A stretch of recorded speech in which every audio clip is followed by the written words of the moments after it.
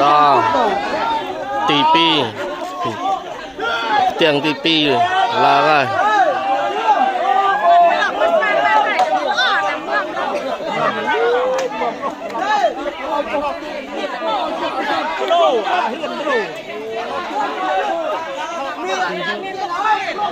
ôi mượm hơn thế này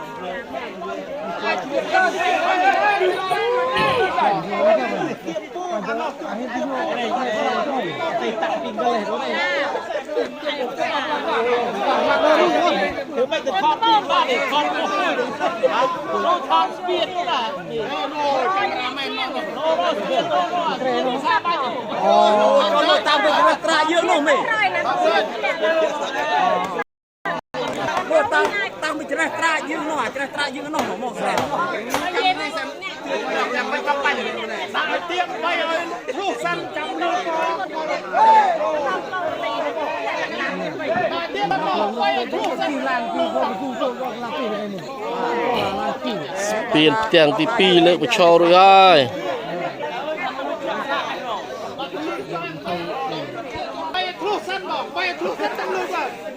ไอ้เชียร์ลินมันไม่ช่วยลูกพ่อ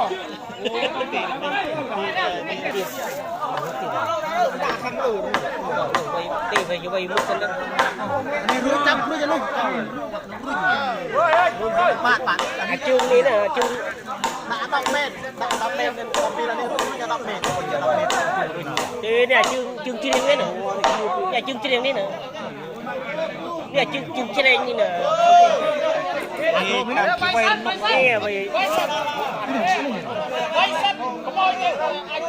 ไปทำการปีได้เราจะพยายามดับแมงเองทำให้